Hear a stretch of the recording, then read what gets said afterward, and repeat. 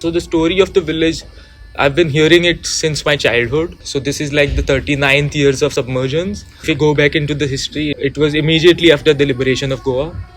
Because Goa was like a Portuguese colony for like 450 years, right? And Goa is very small.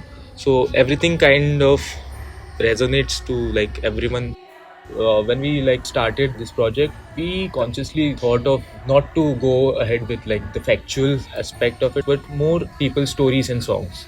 Some of them like kind of told me that there was like a mango tree over here, and which obviously doesn't exist anymore, but they would start telling about the stories of like associated with that mango tree.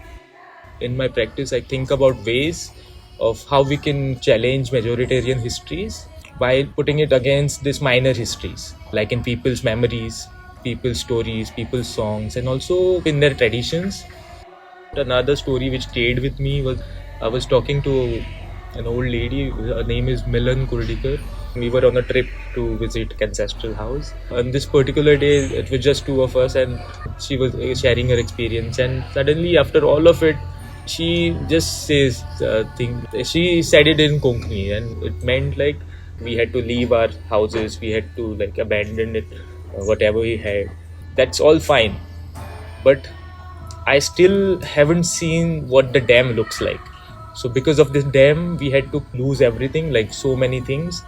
But till date, it's been like 35 years. I have not seen what the dam looks like. The process of making this work is like a multi-year project. So it's been 10 years since we are doing it. The process initially included arranging storytelling sessions, multiple families, and yeah, we would like sit with them for hours, just listening to them and just talking to them. And then we would organize trips with the families to the village itself during the 1 month of like resurfacing. This entire exercise of documenting kind of went more than just recording it, and then it became process of storytelling and trust.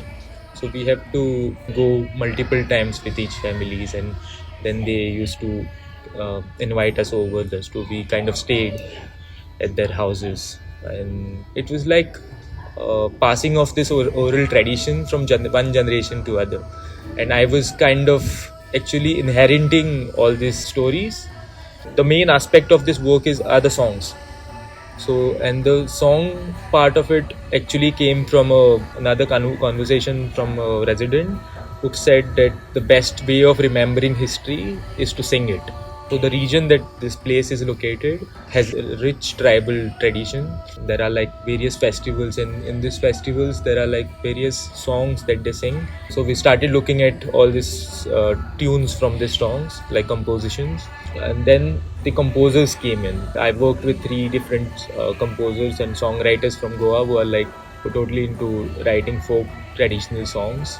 We kind of sat together and discussed all these stories, and they nicely converted these stories into these songs. And then we kind of invited all the residents from the village who used to sing in these festivals, right? So they all came in, and we organized recording sessions where they sung their stories. At the end of it, this work kind of sonically becomes All is Water and To Water We Must Return, the title of the project. I think this work is mostly about finding ways to preserve this memory, so in order to stop it from getting lost.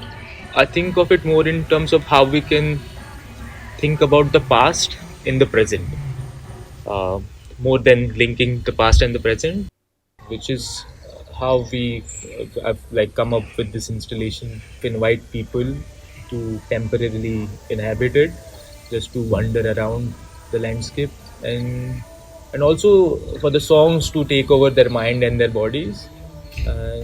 And then I think all the visitors themselves become a witness of this historic village which was lost to development.